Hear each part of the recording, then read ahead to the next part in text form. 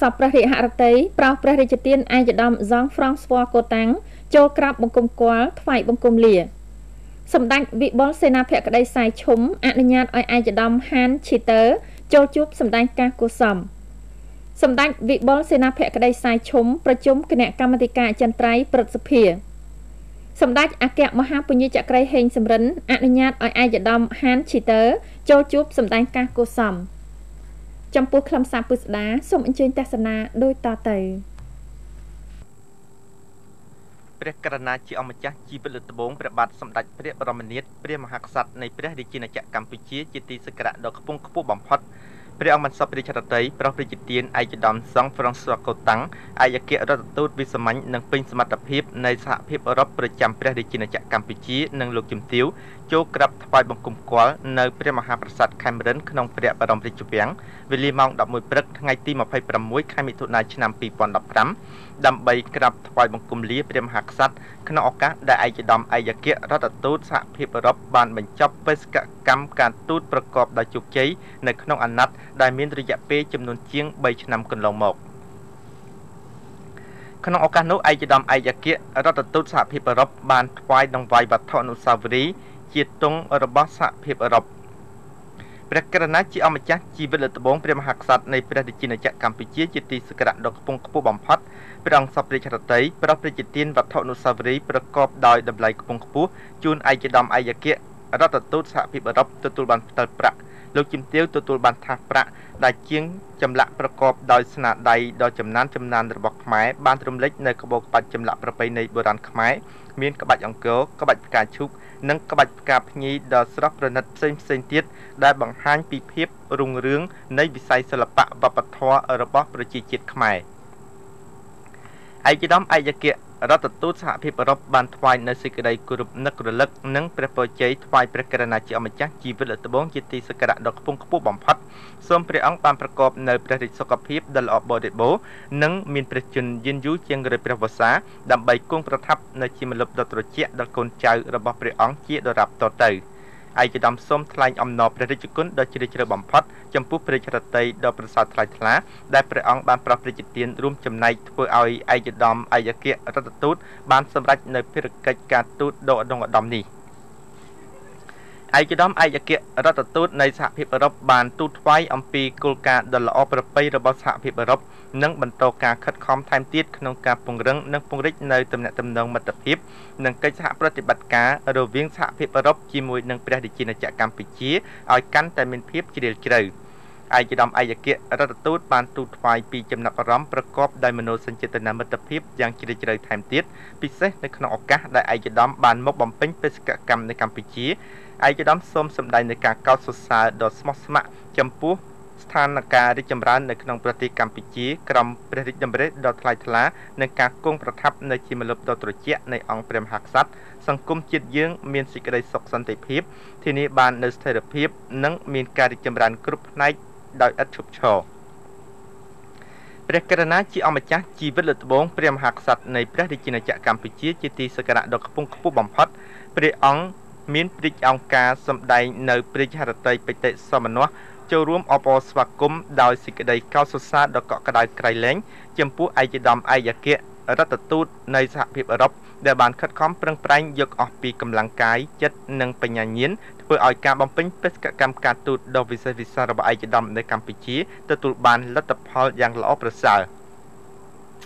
ព្រះករុណាជាអម្ចាស់ជីវិតលើកដំបូងមានព្រះអង្គការអំណរគុណនិងវាយតម្លៃខ្ពស់ចំពោះជោគជ័យដែលឯកឧត្តមឯកអគ្គរដ្ឋទូតសហភាពអឺរ៉ុបខិតខំសម្រេចបាននៅក្នុងអាណត្តិនៃការបំពេញបេសកកម្មការទូតរបស់ឯកឧត្តមបានជួមចំណែកដ៏មានតម្លៃធ្វើឲ្យទំនាក់ទំនងមិត្តភាពសាមគ្គីភាពនិងកិច្ចសហប្រតិបត្តិការជាប្រពៃណីដ៏ល្អប្រពៃរវាងប្រជាជាតិកម្ពុជាជាមួយនឹងបណ្ដាប្រទេសប្រជាជាតិទាំងអស់នៅក្នុងសហភាពអឺរ៉ុបកាន់តែទទួលបាននូវការរីកចម្រើនស្និទ្ធស្នាលថែមទៀតឆ្លៀតក្នុងឱកាសដ៏ប្រសើរនោះដែរព្រះករុណាជាអម្ចាស់ជីវិតលើកដំបូងព្រះមហាក្សត្របានសម្ដែងនៅសេចក្តីកតញ្ញូតាធម៌ដ៏ជ្រាលជ្រៅចំពោះសហភាពអឺរ៉ុបដែលកន្លងមកបានផ្ដល់ជំនួយដ៏សប្បុរសដើម្បីរួមចំណែកជួយឧបត្ថម្ភដល់ដំណើរការអភិវឌ្ឍនៅកម្ពុជាក្នុងនោះបានគាំទ្រផែនការយុទ្ធសាស្ត្រអភិវឌ្ឍជាតិការគ្រប់គ្រងហិរញ្ញវត្ថុសាធារណៈ កសិកម្មនិងបន្តជួយឧបត្ថម្ភគាំទ្រលើវិស័យសំខាន់ៗជាច្រើនទៀត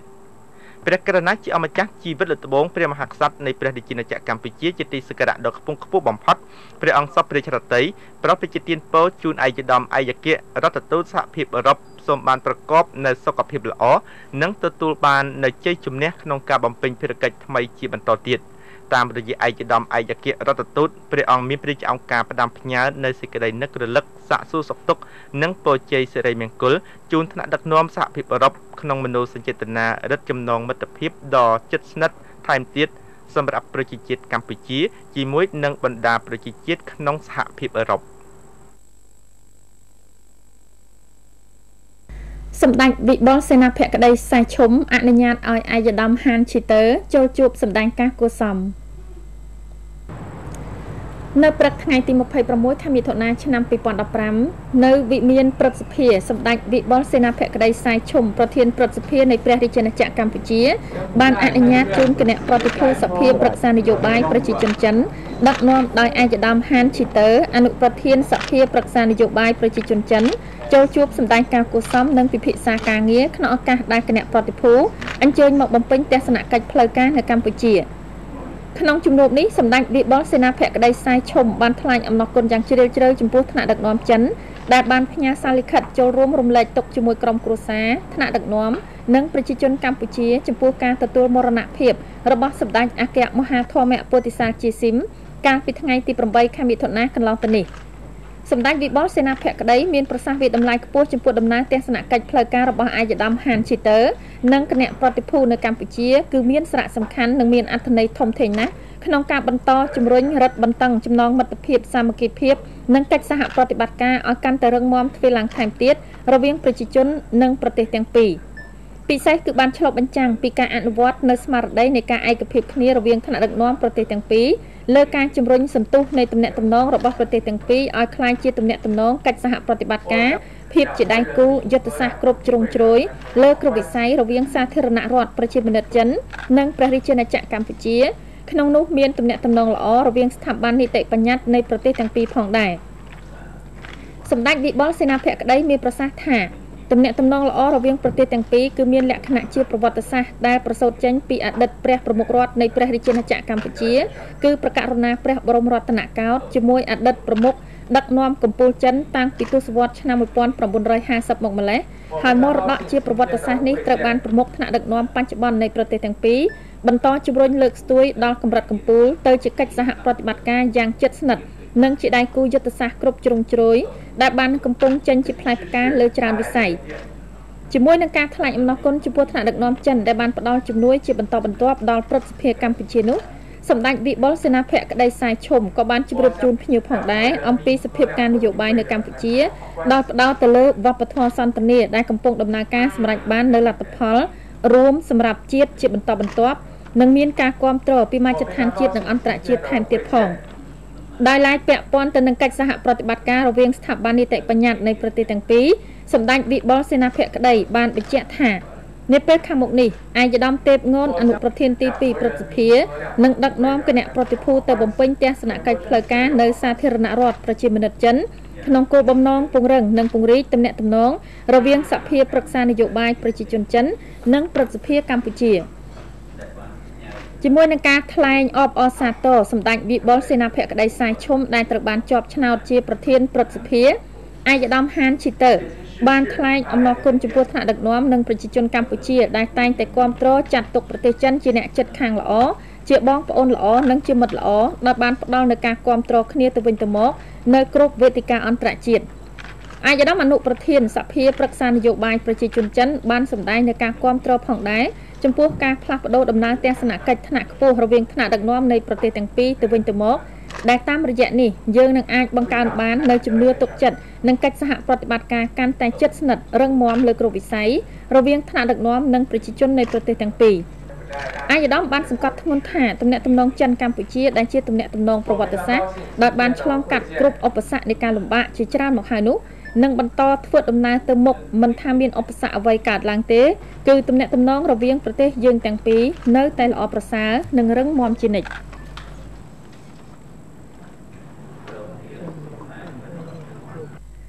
ស សម្ដេចវិបុលសេនាភក្តីសាយឈុំអញ្ជើញប្រជុំគណៈកម្មាធិការអចិន្ត្រៃយ៍ព្រឹទ្ធសភា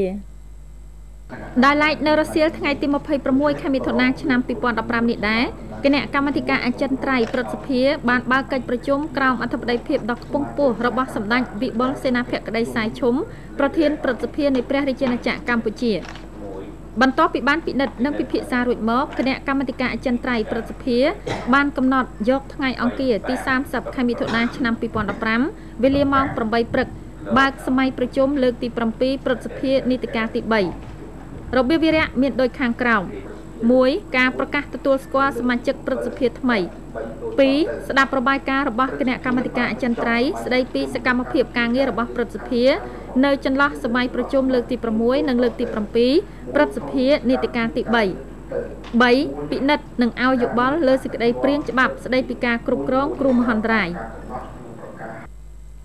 សម្ដេចអគ្គមហាពញាចក្រីហេងសំរិនប្រធានរដ្ឋសភាជាតិអនុញ្ញាតឲ្យឯកឧត្តមហានឈីទ័រចូលជួបសម្ដែងការគួរសមនៅព្រឹកថ្ងៃទី26ខែមិថុនាឆ្នាំ2015សម្ដេចអគ្គមហាពញាចក្រីហេងសំរិនប្រធានរដ្ឋសភានៃព្រះរាជាណាចក្រកម្ពុជាបានអនុញ្ញាតឲ្យឯកឧត្តមហានឈីទ័រអនុប្រធានសភាប្រឹក្សានយោបាយប្រជាជនចិននិងគណៈប្រតិភូចូលជួបសម្ដែងការគួរសមនិងធ្វើសវនាការនៅវិមានរដ្ឋសភាក្នុងឱកាសដែលឯកឧត្តមអញ្ជើញមកបំពេញទស្សនកិច្ចផ្លូវការនៅព្រះរាជាណាចក្រកម្ពុជាឯកឧត្តមកៅពិសិដ្ឋនាយកខុទ្ទកាល័យសម្ដេចអគ្គមហាពញាចក្រីហេងសំរិនបានមានប្រសាសន៍ប្រាប់អ្នកសារព័ត៌មានថានៅក្នុងជំនួបនោះសម្ដេចអគ្គមហាពញាចក្រីហេងសំរិនបានសម្ដែងនៅក្តីសោមនស្សរីករាយស្វាគមន៍យ៉ាងកក់ក្ដៅចំពោះឯកឧត្តមហានឈីទ័រនិងគណៈប្រតិភូទាំងអស់ព្រមទាំងបានចាត់ទុកដំណើរទស្សនកិច្ចរបស់ឯកឧត្តមហានឈីទ័រនៅកម្ពុជានៅពេលនេះគឺបានបង្ហាញពីការបន្តពូនជ្រុំរឹតបន្តឹងចំណងមិត្តភាពសាមគ្គីភាពជាប្រពៃណីនិងកិច្ចសហប្រតិបត្តិការលើគ្រប់វិស័យរវាងចិននិងកម្ពុជាជាពិសេសរវាងស្ថាប័ននីតិបញ្ញត្តិប្រទេសទាំងពីរឲ្យកាន់តែរឹងមាំទ្វេឡើងថែមទៀតទន្ទឹមនេះសម្ដេចអគ្គមហាពញាចក្រីហេងសំរិនបានលើកឡើងពីទំនាក់ទំនងរវាងកម្ពុជាចិនគឺបានបង្កើតឡើងដោយថ្នាក់ដឹកនាំកម្ពុជានៃប្រទេសទាំងពីរចំនួនមុនហើយនេះជាមោទនភាពសម្រាប់យើងជាអ្នកចំនួនក្រោយបន្តជំរុញលើកកម្ពស់ទំនាក់ទំនងដ៏ល្អនេះឲ្យកាន់តែដល់កម្រិតកម្ពូលមួយថ្មីទៀតដែលឈានដល់ទំនាក់ទំនងកិច្ចសហប្រតិបត្តិការភាពជាដៃគូយុទ្ធសាស្ត្រគ្រប់ជ្រុងជ្រោយសម្ដេចអគ្គមហាពញាចក្រីហេងសំរិនបានបញ្ជាក់ថាជានិច្ចកាលកម្ពុជានៅតែប្រកាន់នៅជំហរគាំទ្រនយោបាយចិនតែមួយជាមួយគ្នានេះកម្ពុជាចាត់ទុកចិនជាមិត្តជាអ្នកចិត្តខាងល្អនិងមានការគោរពជឿជាក់គ្នាទៅវិញទៅមកដោយស្មោះត្រង់សម្ដេចបានកោតសរសើរនិងវាតម្លៃខ្ពស់ចំពោះការរីកចម្រើនយ៉ាងខ្លាំងក្លាផ្នែកសេដ្ឋកិច្ចនៃមហាមិត្តចិនទាំងនេះដែលនាំមកនូវភាពប្រសើរឡើងនៅបណ្ដាប្រទេសកំពុងអភិវឌ្ឍរួមមានកម្ពុជាផងដែរជាមួយគ្នានេះសម្ដេចបានលើកឡើងថាការរីកចម្រើនរបស់កម្ពុជាបច្ចុប្បន្នគឺពិតជាមិនអាចកាត់ផ្ដាច់បានពីការជួយឧបត្ថម្ភគាំទ្រពីសំណាក់រដ្ឋាភិបាលនិងប្រជាជនចិនបានទេក្នុងនាមប្រជាជនកម្ពុជាសម្ដេចអគ្គមហាពញាចក្រីហេងសំរិនបានថ្លែងអំណរគុណចំពោះរដ្ឋាភិបាលនិងប្រជាជនចិនដែលបានជួយឧបត្ថម្ភគាំទ្រក្នុងការអភិវឌ្ឍប្រទេសកម្ពុជាលើគ្រប់វិស័យទន្ទឹមនេះសម្ដេចបានស្នើឲ្យឯកឧត្តមហានឈីទ័រនិងប្រតិភូជួយជំរុញអ្នកទេសចរនិងអ្នកវិនិយោគពីចិនមកកម្ពុជាឲ្យបានកាន់តែច្រើនឡើងបន្ថែមទៀតព្រមទាំងស្នើសុំឲ្យជួយគាំទ្រឲ្យមានការបើកទូលាយការនាំចូលផលិតផលពីកម្ពុជាទៅចិនដោយឡែកសម្រាប់កិច្ចសហប្រតិបត្តិការរវាងសភាប្រទេសទាំងពីរសម្ដេចអគ្គមហាពញាចក្រីហេងសំរិនបានបញ្ជាក់ថាសភាកម្ពុជាបានចុះអនុសារណៈនៃការយោគយល់គ្នាស្ដីពីកិច្ចសហប្រតិបត្តិការរវាងសភាកម្ពុជាជាមួយសភាប្រជាជនចិនហើយក៏បានបង្កើតនៅក្រុមមិត្តភាពសភាកម្ពុជាចិនគឺសម្ដៅលើកម្ពុជានៅកិច្ចសហប្រតិបត្តិការនិងបន្តថែរក្សាចំណងមិត្តភាពសាមគ្គីភាពកម្ពុជាចិនឲ្យកាន់តែរឹងមាំយូរអង្វែងថែមទៀតឯកឧត្តមហានឈីទ័រមានប្រសាសន៍លើកឡើងថាចិននិងកម្ពុជាជាមិត្តភក្តិពិតប្រាកដជាអ្នកចិត្តខាងល្អព្រមទាំងមានទំនាក់ទំនងរឹងមាំល្អជាមួយគ្នាហើយទំនាក់ទំនងនេះជាគំរូសម្រាប់ចិនជាមួយបណ្ដាប្រទេសដទៃទៀតឯកឧត្តមបានបន្តថាចំណងមិត្តភាពចិនកម្ពុជាត្រូវបានបង្កើតឡើងដោយថ្នាក់ដឹកនាំជំនាន់មុនជាមួយគ្នានេះសម្ដេចអគ្គមហាពញាចក្រីហេងសំរិនបានរួមចំណែកយ៉ាងសំខាន់ក្នុងការបន្តជំរុញទំនាក់ទំនងនេះឲ្យកាន់តែរឹងមាំខ្លាំងក្លាឡើងថែមទៀតឯកឧត្តមអនុប្រធានសភាប្រឹក្សានយោបាយប្រជាជនចិនបានបន្តទៀតថាសម្រាប់ទំនាក់ទំនងផ្នែកពាណិជ្ជកម្មចិនកម្ពុជាសប្តាហ៍ថ្ងៃកាន់តែមានការវិវត្តរីកចម្រើនខ្លាំងពីមួយឆ្នាំទៅមួយឆ្នាំ